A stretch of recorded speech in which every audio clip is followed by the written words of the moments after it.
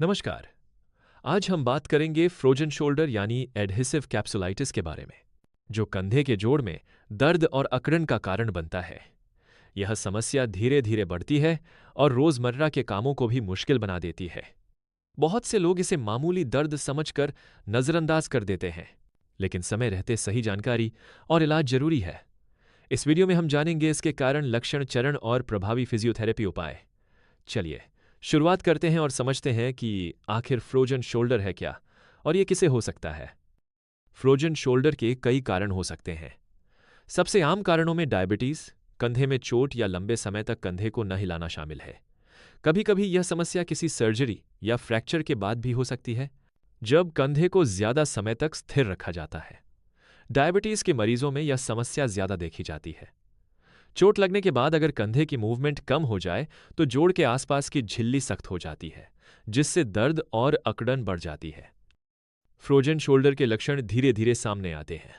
शुरुआत में हल्का दर्द महसूस होता है, जो समय के साथ बढ़ता जाता है। कंधे में अकड़न आ जाती है और हाथ उठाने या घुमाने में परेशानी होती है। रात के समय दर्द ज्यादा महसूस होता है, जिससे नींद भी प्रभावित हो सकती है।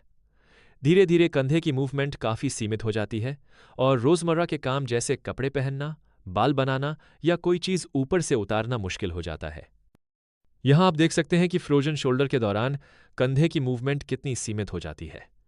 मरीज को हाथ ऊपर उठाने, पीछे ले जाने या घुमाने में काफी तकलीफ होती है। दर्द के कारण कई बार लोग हाथ का इस्तेमाल ही कम कर देते हैं, जिससे समस्या और बढ़ जाती है। सही समय पर पहचान और इलाज से इस स्थिति को बेहतर किया जा सकता है। फ्रोजन शोल्डर आमतौर पर 3 चरणों में विकसित होता है। पहला है फ्रीजिंग स्टेज, जिसमें दर्द और अकड़न धीरे धीरे बढ़ती है। दूसरा है फ्रोजन स्टेज, जिसमें दर्द थोड़ा कम हो सकता है, लेकिन अकड़न और मूवमेंट की कमी बनी रहती है। तीसरा है थॉइंग स्टेज, जिसमें धीरे धीरे मूवमेंट वापस आने लगती है और दर्द कम हो जाता है। हर चरण की अवधि अलग अलग हो सकती है, लेकिन सही देखभाल से सुधार संभव है। फ्रीजिंग स्टेज में कंधे में दर्द धीरे धीरे बढ़ता है और मूवमेंट सीमित होने लगती है। इस दौरान मरीज को हाथ हिलाने या ऊपर उठाने में सबसे ज्यादा परेशानी होती है। दर्द के कारण नींद भी प्रभावित हो सकती है। इस स्टेज में सही समय पर फिजियोथेरेपी शुरू करना बहुत जरूरी है, ताकि आगे की जटिलताओं से बचा जा सके। फ्रोजन स्टेज में दर्द थोड़ा कम हो सकता है, लेकिन कंधे की अकड़न और मूवमेंट की कमी बनी रहती है। इस समय मरीज को हाथ घुमाने या ऊपर ले जाने में काफी दिक्कत होती है। रोजमर्रा के कामों में परेशानी बढ़ जाती है। इस स्टेज में भी नियमित व्यायाम और फिजियोथेरेपी से धीरे धीरे सुधार लाया जाती है सकता है। थॉइंग स्टेज में कंधे की मूवमेंट धीरे धीरे वापस आने लगती है और दर्द भी कम हो जाता है। इस समय मरीज को उम्मीद की किरण दिखती है, क्योंकि सही व्यायाम और फिजियोथेरेपी से कंधे की ताकत और लचीलापन लौटने लगता है। यह स्टेज सबसे सकारात्मक होती है, लेकिन धैर्य और नियमितता जरूरी है। फ्रोजन शोल्डर के इलाज में फिजियोथेरेपी सबसे कारगर मानी जाती है। सही समय पर शुरू की गई फिजियोथेरेपी से दर्द और अकड़न में काफी राहत मिलती है।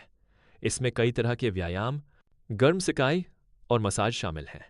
फिजियोथेरेपिस्ट की सलाह से किए गए व्यायाम कंधे की मूवमेंट को धीरे धीरे बढ़ाते हैं और जोड़ की झिल्ली को लचीला बनाते हैं।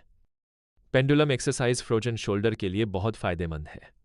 इसमें मरीज को झुककर हाथ को धीरे धीरे आगे, पीछे और गोल गोल घुमाना होता है। यह व्यायाम कंधे की झिल्ली को लचीला बनाता है और दर्द में राहत देता है। इसे रोजाना 10 लाख 15 बार दोहराना चाहिए, लेकिन ध्यान रहे कि कोई भी व्यायाम फिजियोथेरेपिस्ट की सलाह से ही करें। फ्रोजन शोल्डर के इलाज में वॉल क्लाइंबिंग और फिंगर वॉक एक्सरसाइज भी बहुत असरदार हैं। वॉल क्लाइंबिंग में दीवार के सहारे उंगलियों को ऊपर नीचे चलाना होता है, जिससे कंधे की मूवमेंट बढ़ती है। फिंगर वॉक में उंगलियों को दीवार पर धीरे धीरे ऊपर चढ़ाना और नीचे लाना होता है। ये दोनों व्यायाम कंधे की जकड़न कम करने में मदद करते हैं। फ्रोजन शोल्डर का इलाज समय लेता है, इसीलिए धैर्य और नियमितता जरूरी है। रोजाना व्यायाम, गर्म सिकाई और फिजियोथेरेपिस्ट की सलाह से ही इलाज करें। सही देखभाल से यह समस्या पूरी तरह ठीक हो सकती है। अगर आपको भी कंधे में दर्द या अकड़न महसूस हो, तो तुरंत विशेषज्ञ से संपर्क करें। स्वस्थ रहें, खुश रहें।